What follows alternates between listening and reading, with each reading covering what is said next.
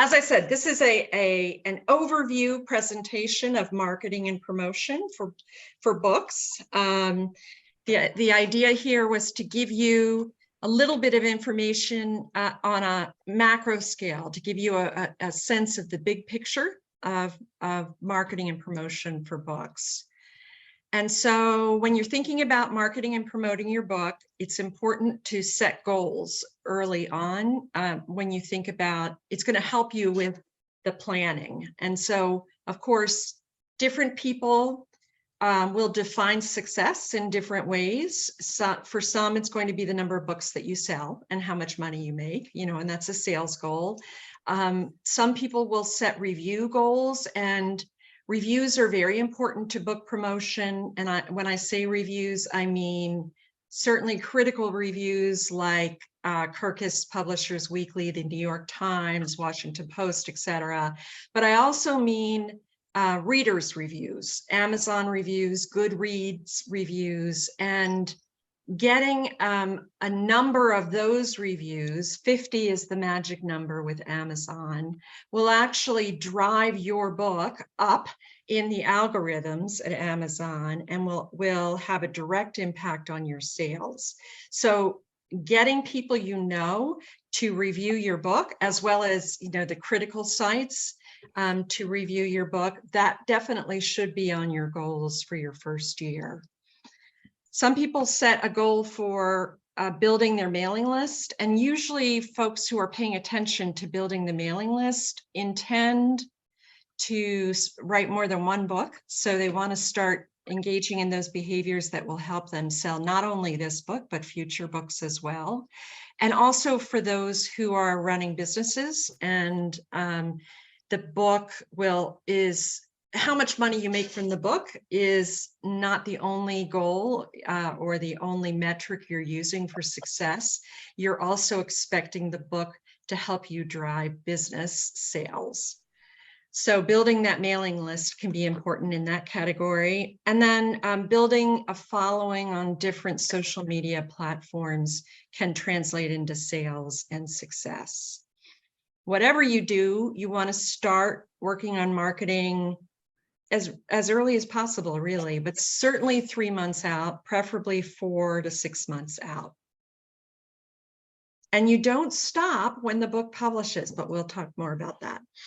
One of the things that you should do early on is to create your book launch team. And when I say book launch team, I mean a list of family, friends, colleagues who are saying they want to help you and support you in making your book successful. And they're willing to do either small things like write reviews for you on Amazon, or extraordinary things like host a book launch party for you in their home. So you want to think about who should be on your book launch team. These are the folks who have big social media followings, because your social media followings are going to help you promote. But when you can have the next tier, a group of 20 or more family and friends also promoting on their platforms, you're helping to increase your visibility exponentially. So criteria for choosing your book launch team, you may be looking for certain skill sets, like people who know how to make videos for TikTok, or anybody who's an influencer in any social media platform, people who are good writers and who would offer to write for you, blogs or Facebook ads, or any number of ways you can use good writing to promote a book. And then, of course, all the folks who are willing to buy the book and review it on Amazon and Goodreads and really any place else that you're asking. It doesn't hurt to have a large book launch team, but you may choose to keep it small and very expert and focused on different tasks. So I would think about who you want on that team, and I would invite them at the 3 to 4 month point. Though, of course, you can add people as you go and continue to build that team. The idea is that you're expanding your network and you're exponentially increasing your ability to get the word out to as many people as possible, because that's the most important task in marketing and promoting your book. The kinds of things they can do, as I said, is host book parties for you. I've been to a lovely evening cocktail party at a restaurant where 50 people were invited, and the books were there and being sold at a table. And the author, this was just recently, one of our authors, had her father introduce her, and he gave this beautiful talk. And then she gave a beautiful talk, and family and friends, who had read the book all chipped in comments and asked questions, and she sold 60 books that night. So that's one way to do it. I've gone to book launch parties where a friend said, "Oh, I'll have my friends over," and she put out dessert and tea on a Sunday afternoon and invited about 25 of her friends, and there was a table set up and books were sold, and that was a lovely event and another way to do a book launch party. I've been to, I know some authors have held their own parties at the community center in their neighborhood. And not only did they invite their family and friends, but they put up notices in the post office, in the neighborhood, and they invited anyone, this was for a children's book, who had children to come, that there would be games and there would be prizes, and she would read the book to the children, which she did. She sold 100 books at that event. So all kinds of ways to do this. And then finally, I've seen some very successful virtual launch parties where on the day of the publication, and some people prefer this now rather than getting in the car and driving, to an event. I've actually done one of these myself, but the way I did it, I invited 100 friends and family to come, and about 80 did come, which surprised me. I promised them that the presentation, it was on a Friday evening, would be no longer than 18 minutes. And I picked that amount of time because who wants to sit in an hour-long Zoom thing on a Friday night? I asked them to bring a glass of wine or something to toast, the event. There was a short reading. There were some giveaways. We had a wheel set up and it went around and picked names for free copies of the book. And there was a poll. We asked people to vote on the phrase they liked best for promoting, the book. And so the party was 18 minutes long, and people bought books online during the party, and it was another way, to get the word out. And we asked everyone to please promote the book on their social media. We created posts and sent them to them so that they could just post the next day on their social media. So there are a number of ways to hold book launch parties. So hiring a publicist or doing it yourself. I'm not sure if who's here, because I can't see everyone right now, but some of our authors have hired publicists, and a number of our authors are doing it themselves. And there is a middle ground that I'll talk about too. If you hire a publicist, it's going to cost you $10,000 minimum, because they require a 3-month commitment, and that seems to be the starting price. That they charge $3,300 a month.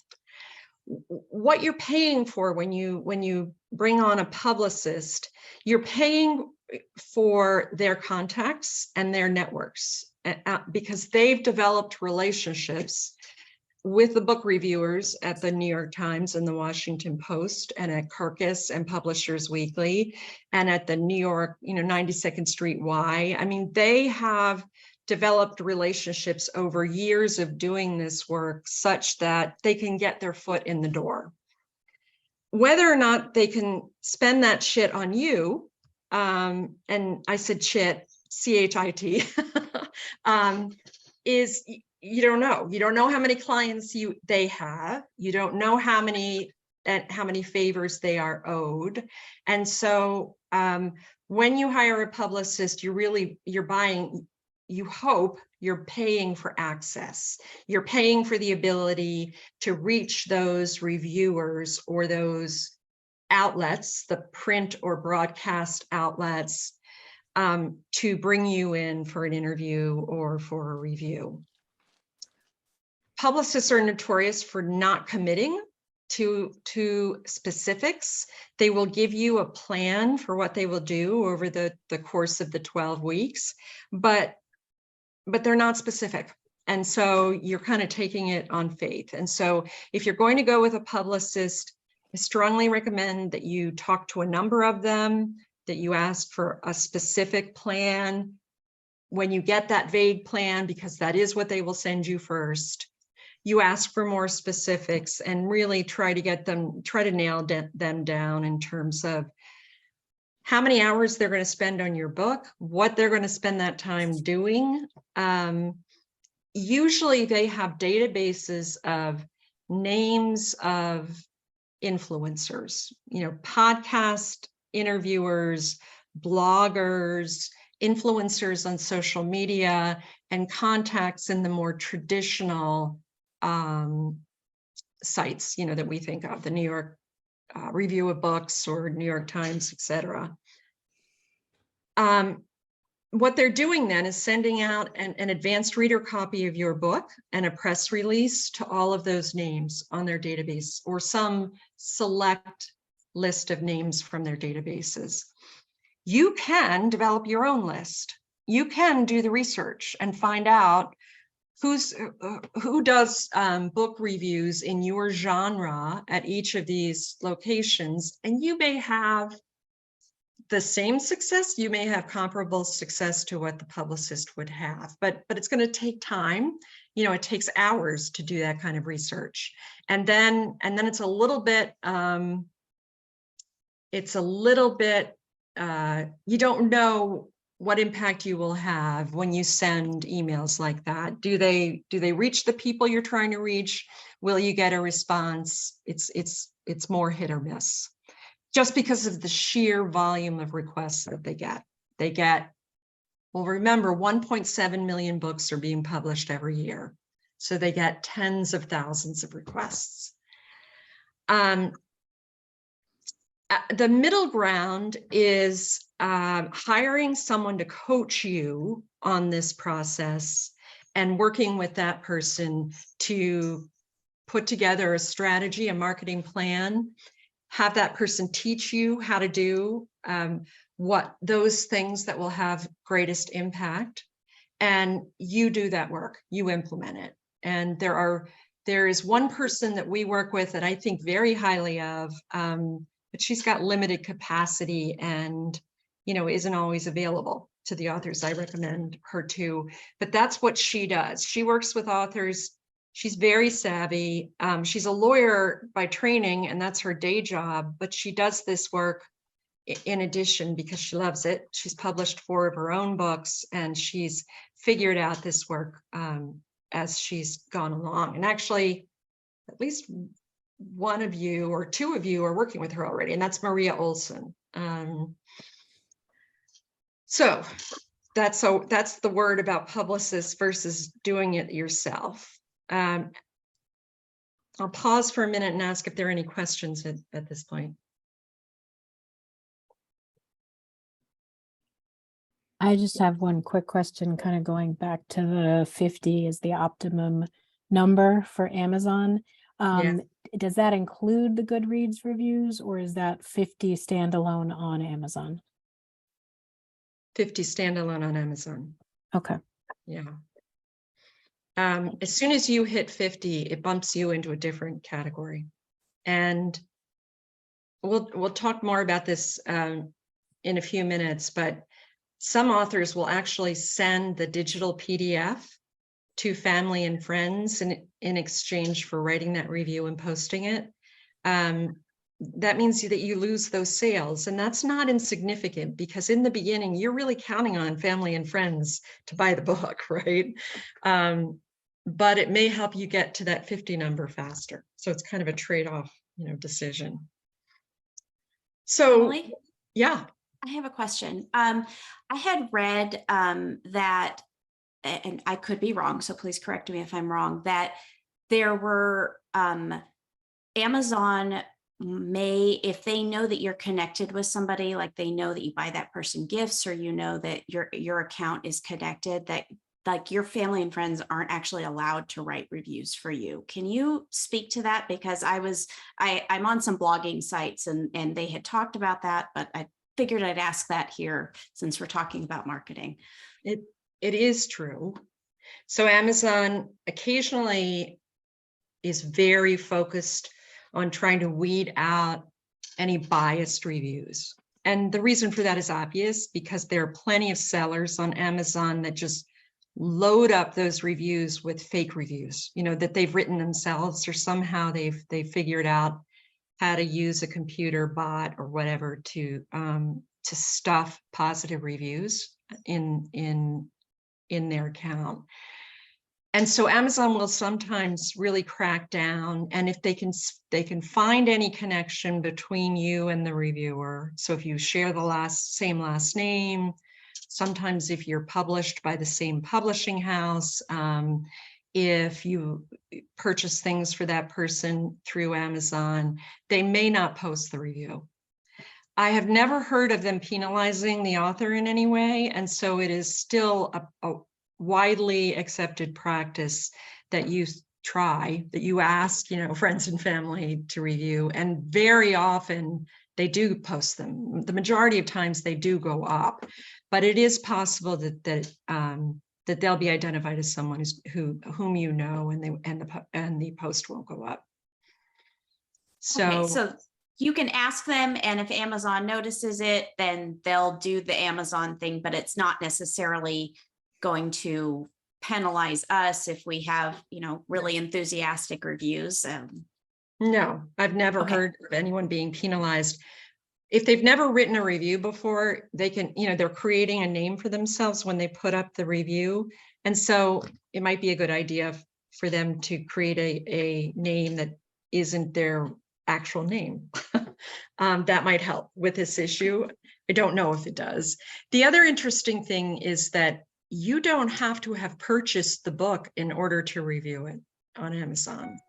So if you are a good customer in good standing with Amazon, in other words, you buy things on their site, they'll allow you to review a book that you haven't purchased on their site. So that helps with asking for reviews. When you start thinking about a marketing plan, you'll probably want to create a calendar for yourself. It will help you think about what you should be doing when, and also to think about, ideally, if you're starting 3 or 4 months out, you want to think about this as a campaign to raise awareness, and visibility of your book. And so you want to, the way we used to talk about it is you're raising the noise level on on the energy that you're creating around the book in increments as you get closer to your launch week.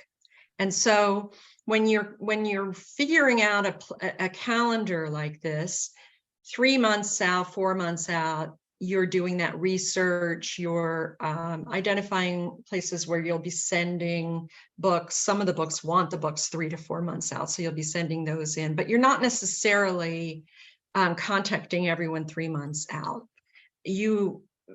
In order to ramp up, excitement about the book, you want to stagger some of this behavior. Certainly you want to do that in social media with your posts. And so having a calendar so that it's planned is very helpful.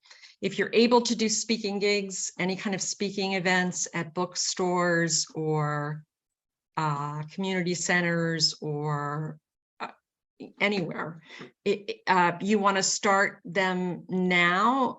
You want to start them closer to the pub date. So while we can put the book up for pre-sale as soon as the ARC is ready, that's the advanced reader copy, people generally want to know that the book's coming out within a couple weeks if they're coming to hear you speak. They don't want to wait 12 weeks for the book if they're buying it in pre-sale. You want to build your website now. If you don't already have one, it's time to do that. You want to create an account for yourself and for the book on social media platforms now, and start posting, though you're certainly not posting every day on social media now. You may be posting once a week now or twice a week. As we get closer to the launch date, you'll start increasing the number of posts each week. Kirkus wants books 3 to 4 months out. Publishers Weekly wants the same. So when you're doing that research, you'll find out which sites you should be sending the advanced reader copies to and the digital PDFs to earlier rather than later. And then as we get closer to the date, you want an excited frenzy amount of activity, by the launch day.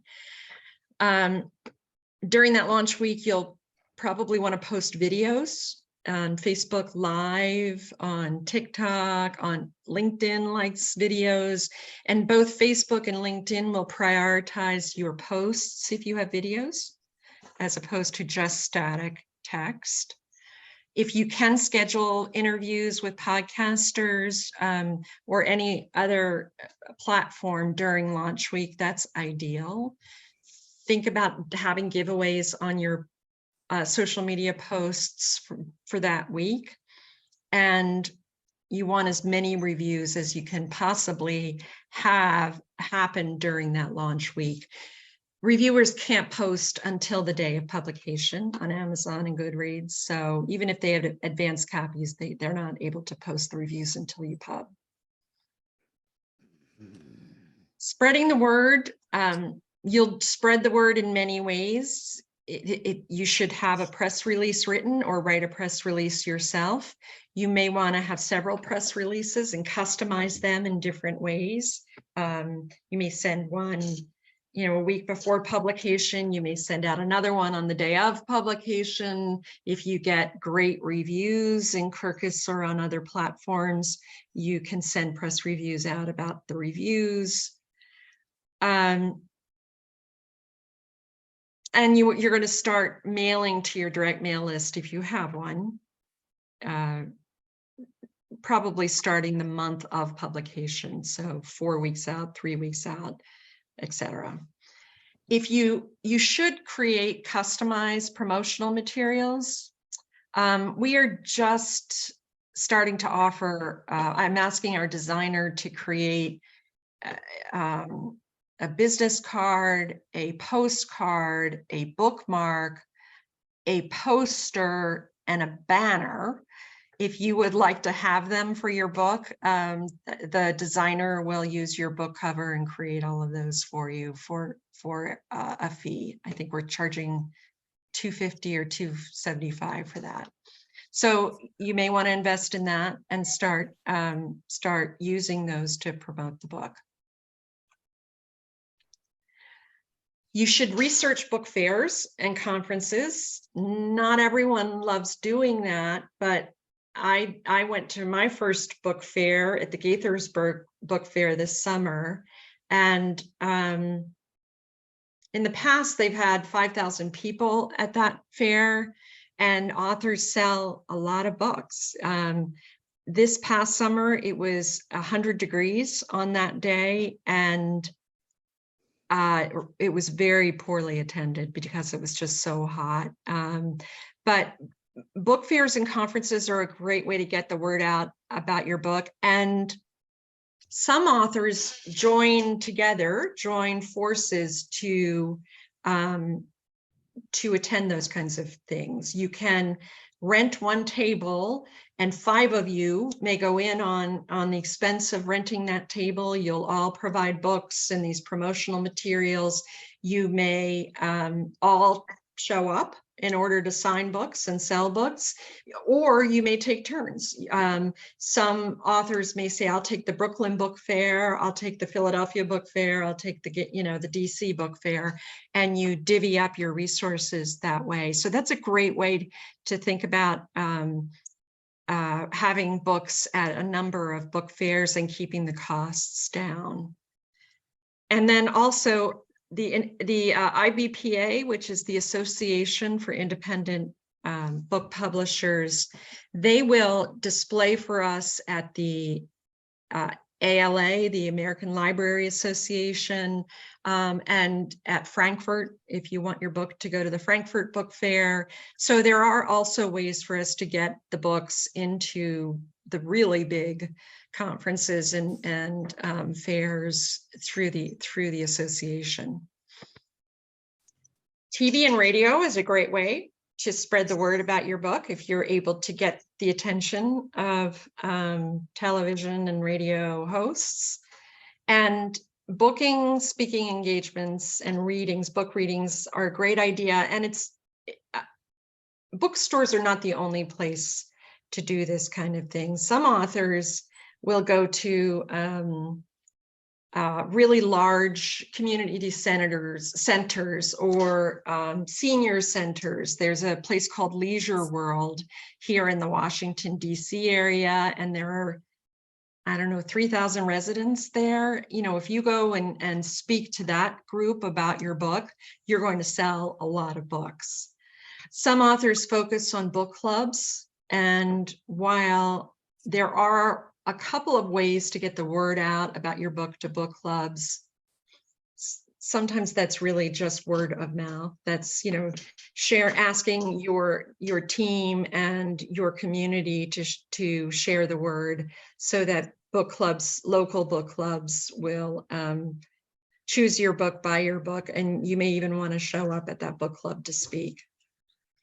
If you have a children's book, schools are a great place to go in and talk to students. And of course, if you have a business book, doing trainings or speaking in corporate environments can really help sell a lot of books.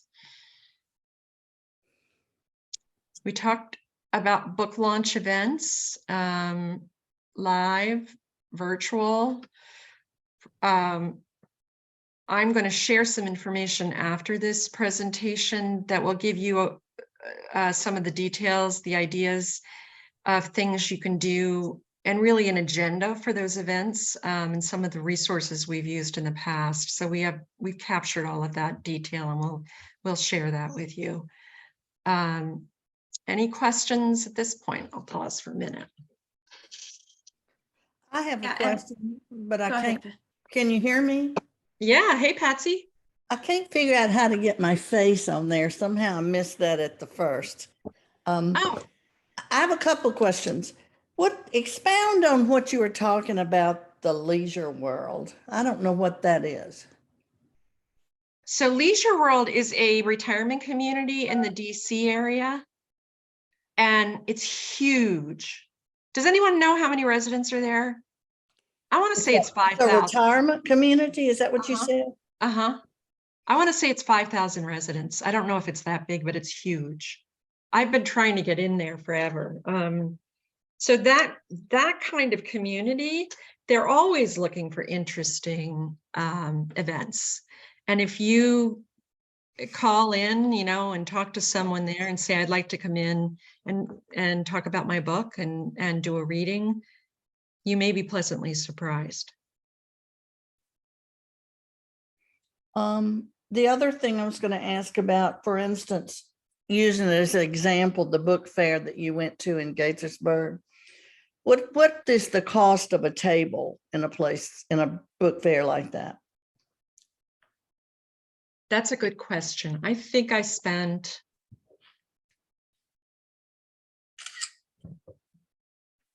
I want to say I spent $500 on that book fair. So I think the table was like $275.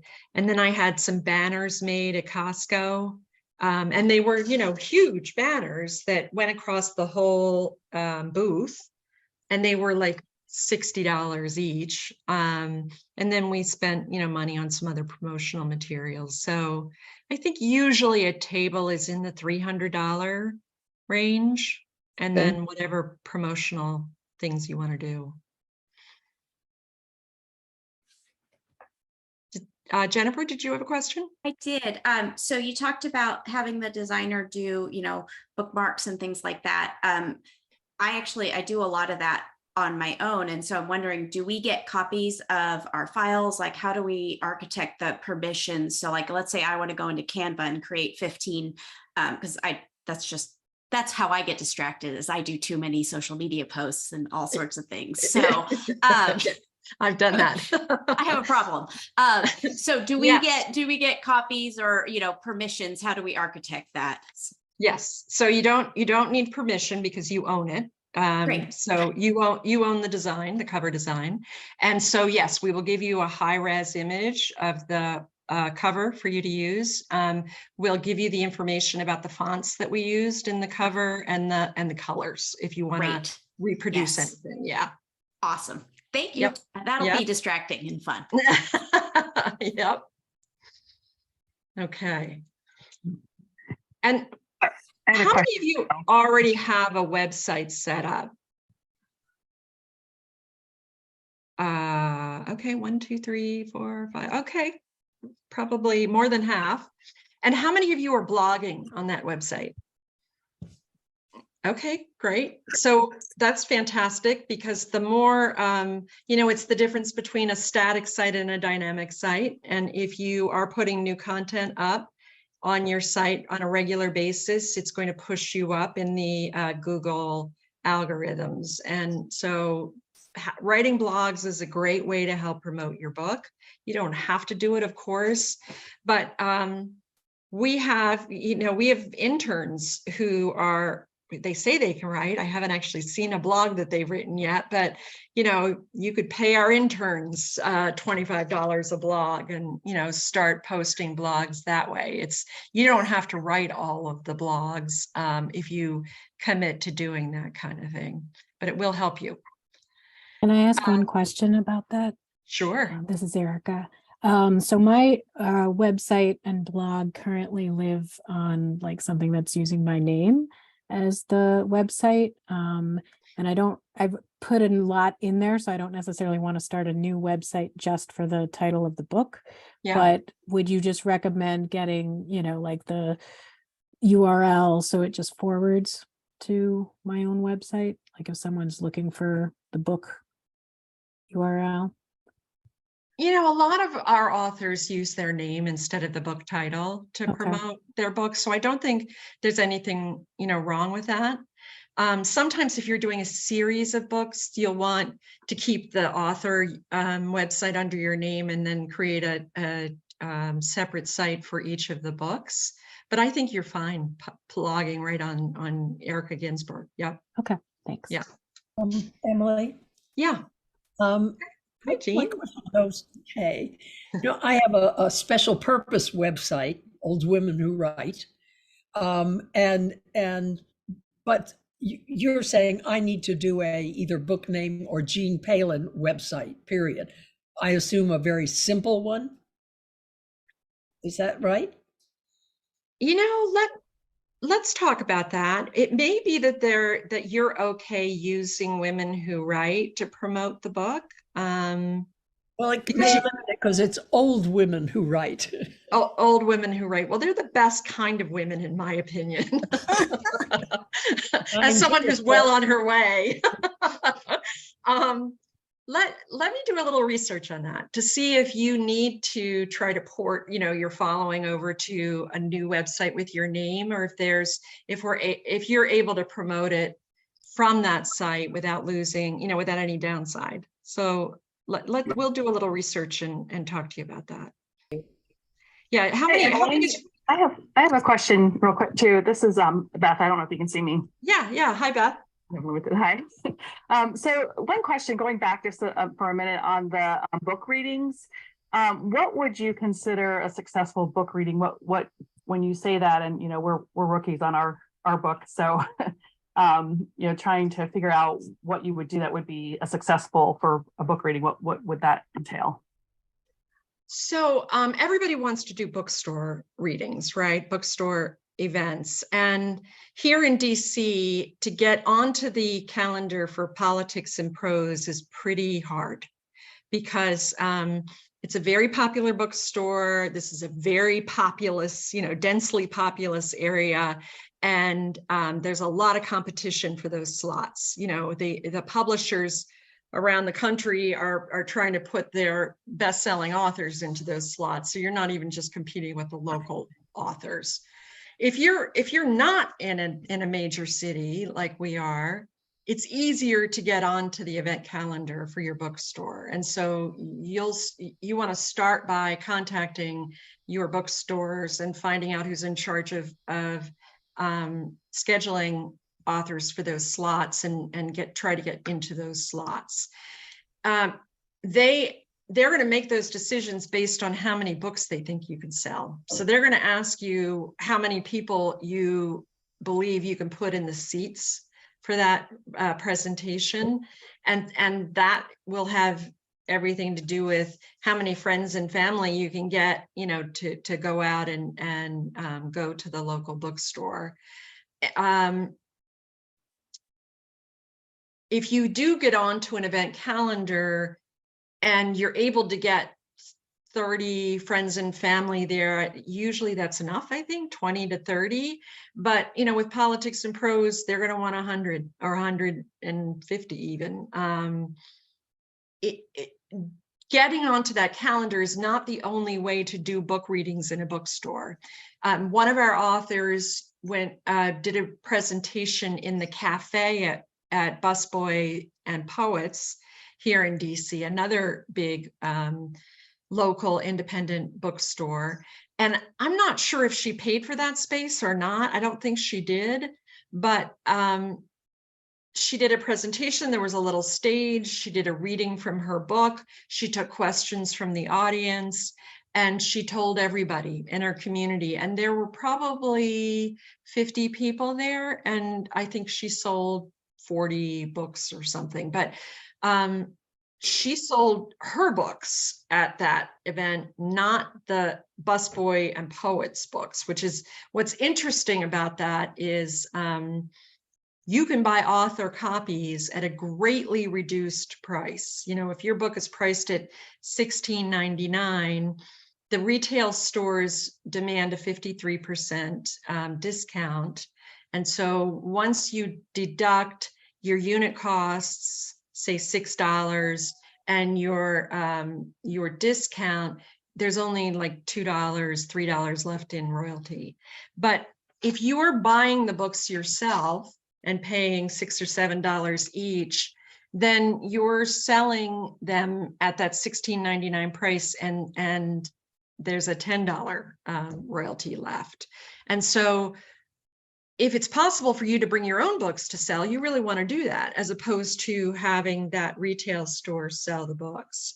So it's possible to do bookstore readings without competing, you know, for that space, and by bringing your own books, though that I think that's pretty rare. Well, but Emily, wouldn't the bookstore want to be making some money on this as well? I mean, it's not just for the author, it's for them to have some revenue from the event.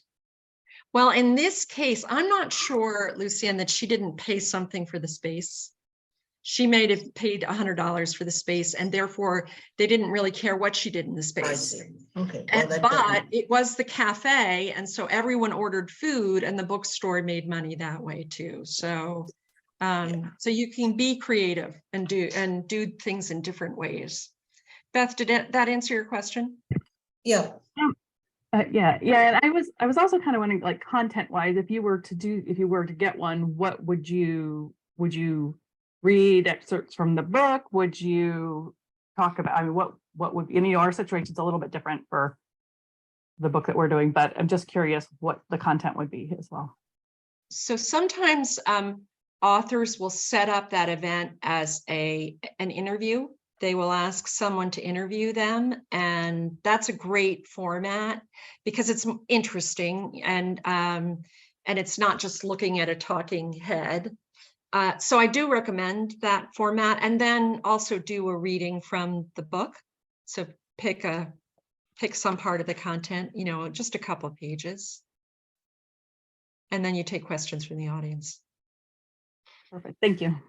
And Emily, you think even in our situations, and you know, we're not the author, but that's still appropriate? Yeah, to do with I the reading. Okay. I think you could pick content that particularly speaks to you for some reason and talk about, you know, why it does, you know, and what your relationship with your sister meant to you and why you chose that reading. Or you can choose something that you know would have been special to her and explain why to the audience, why you chose that. Yeah, definitely. Okay. Thank you. Yeah. So here's some of the basics about the things you want on your author website. I think most of you already have websites and understand, you know, what you want to put up there and why. And as I said, we'll send you all of this information so you'll have it. I'm going to talk for a few minutes about social media platforms. I have a lot of content on this, so I'm going to go through it pretty quickly. If you don't already have a following on social media platforms, don't spend a lot of money or time trying now to build a huge following, you know, on Instagram or Twitter. I think you're much better off picking one or two platforms and just focusing there. Don't try to be on all of the platforms because it's a lot of work and it'll drive you crazy. So depending on what kind of book you've written, what genre you're writing in, and who your target market is, that really will determine which platforms you pick. And remember that you want 80% of your posts on the platform to be content that you know will be interesting to your readers. If you're going on and just hawking the book in every post, you'll drive people away, right? Not only will you not have followers, but no one will read your posts, and you'll be posting in a vacuum. So you want to create posts that are interesting to your readers, and they can have to do with, you know, current events. They don't all have to be about your book.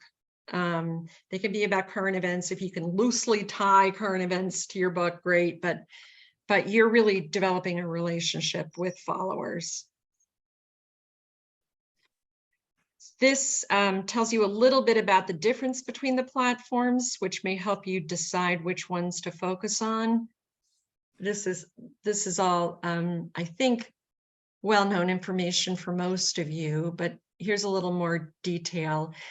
Facebook is not appealing to the younger folks as much as people in their 30s and up now. There are over 2 billion users.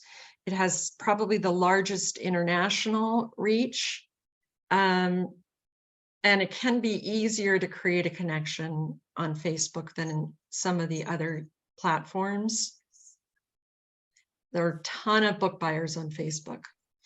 Twitter is, the audience for Twitter is 25 to 50 or so. You are limited to a number of characters, and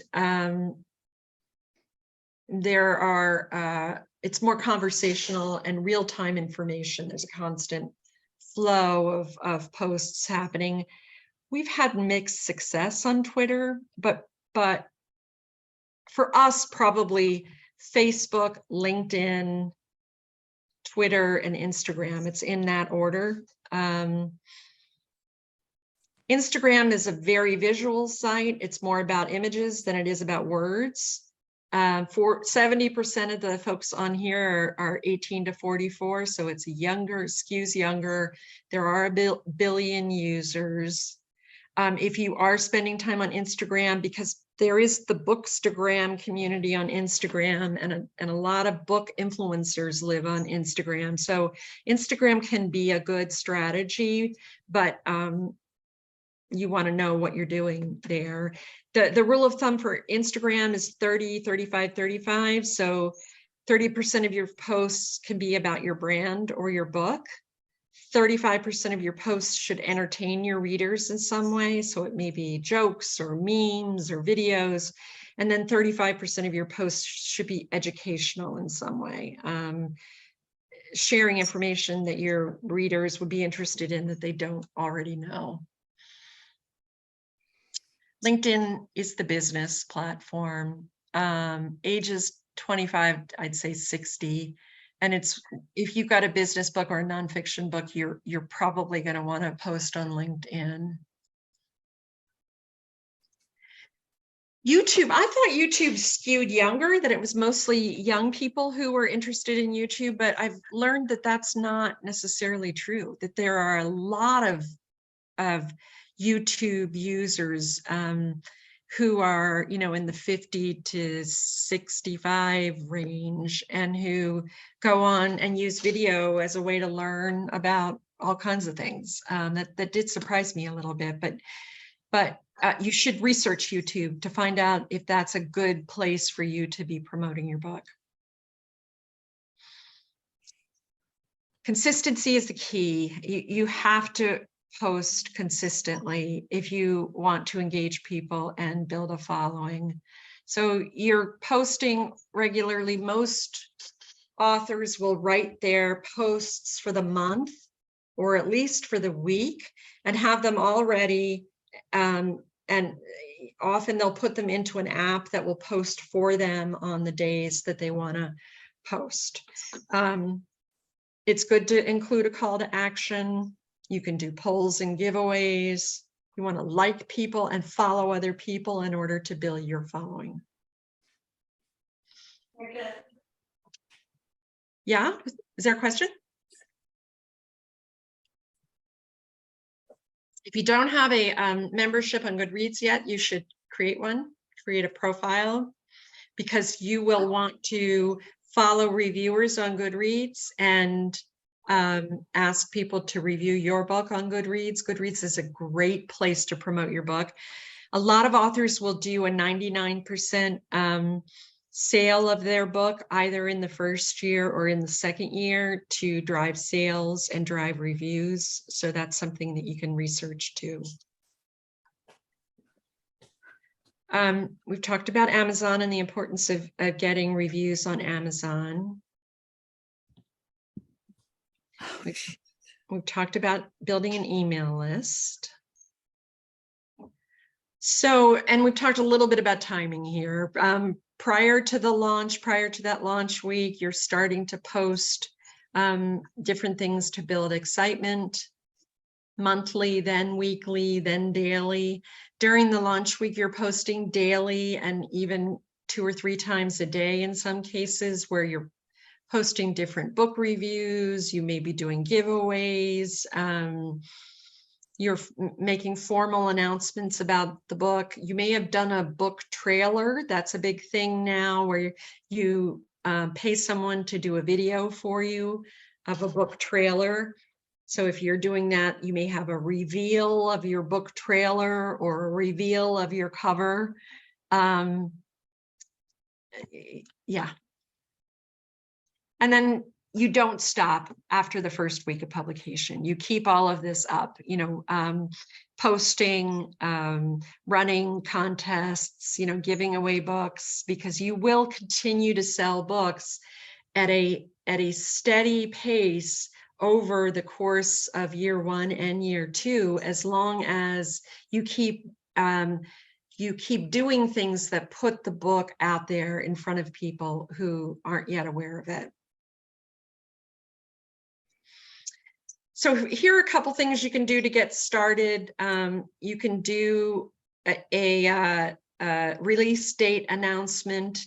You can do a cover reveal, which I think is like, see, I'm getting to an age where, like, I think some of this is kind of silly, but you know, I think a cover reveal is like the sex reveal, you know, where you're like creating all this excitement and then ta-da, here's our cover.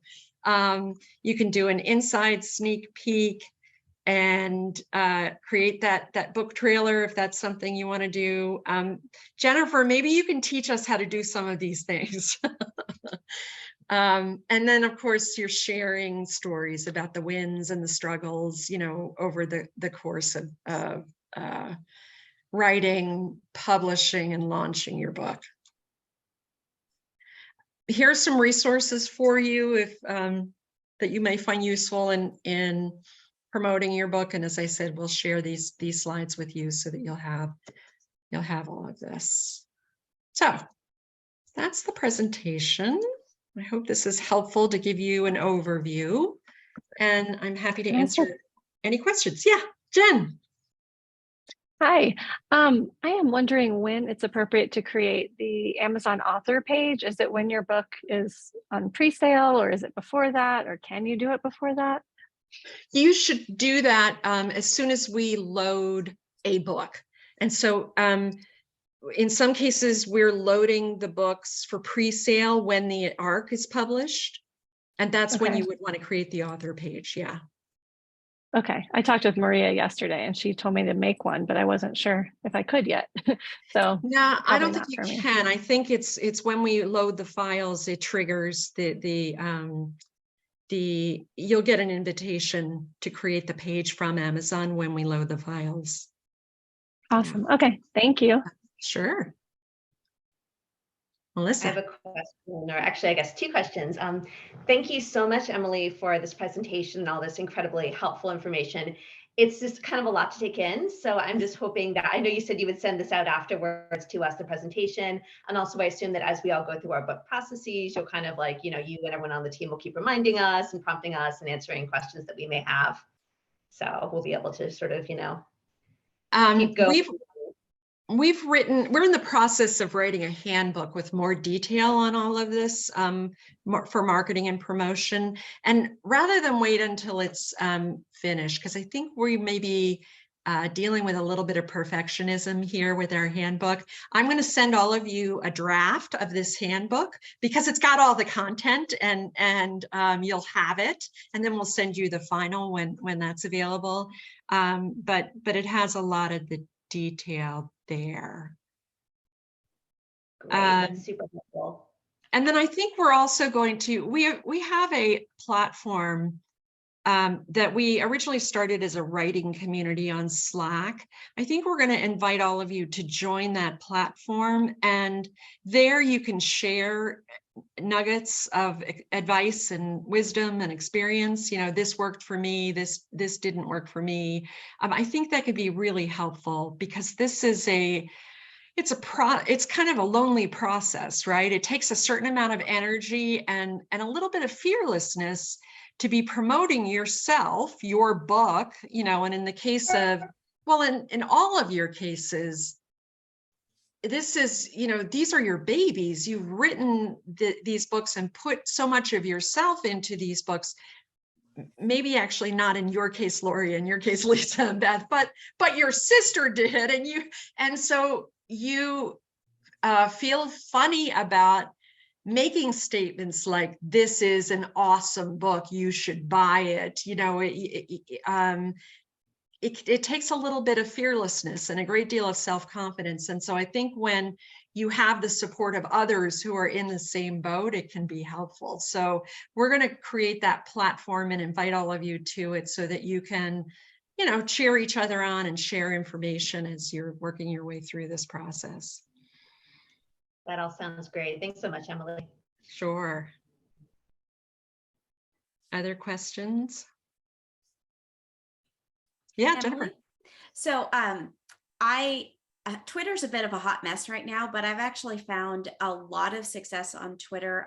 My book is on breast cancer, and I found a lot of doctors, people in the medical field, patient advocates. So I can't recall all of the different genres, but it tends to skew a little bit older. At least that's what I found, people who like Twitter, and it's for me, it's kind of like breathing. I love it. It's short. You go on, you retweet, you do a bunch of stuff, and it's like this flurry, and then you're done and you walk away.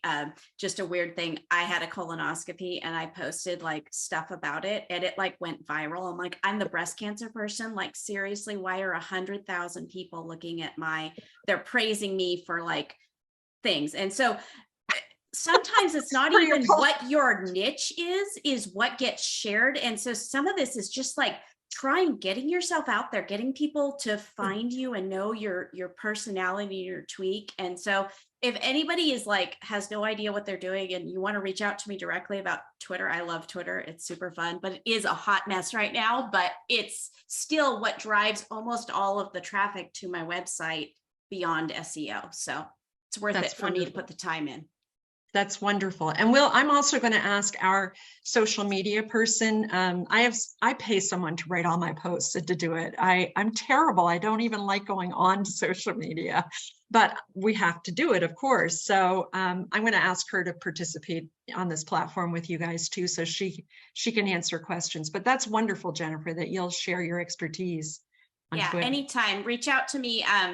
And I'm happy to like follow any of you on social media. So I don't know if you want us, Emily, to drop our handles, but I would love to just help everyone be successful. And we may not all be in the same genres, but I just really hope that we can all help each other be successful. So if you're okay with me dropping my handle, I will put it down in the chat. Absolutely. Yeah, Okay. Please put it in the chat. So, everyone can, come find me and if I can encourage you towards your launch, let me know.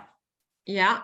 Charlene's about to publish a medical advocacy book, so you two should definitely connect. Yes. Where is Charlene? That'd be great. Charlene, I'm Okay, ready your name. I will connect with you, Jennifer. Yes, excellent. Okay. Any other questions or suggestions or? Okay. Well, thank you, Emily. It's been very informative. Good. A Okay. little scary for me, but informative. Yeah. Well, you don't have to do all of it. You really, it can be so overwhelming. And that's another important thing to remember. You don't have to be a master of all of this. You can pick your little area that you want to focus on and just stay there, and do that. And that's the other reason it's important to set goals up front so that you don't get stressed out about it. So, okay. Well, thank you all for coming. Thank you. Thank you, Emily. Thanks, Jim. Okay. We'll see you Nice soon. to see Thank you so Nice to much. see everybody. Bye.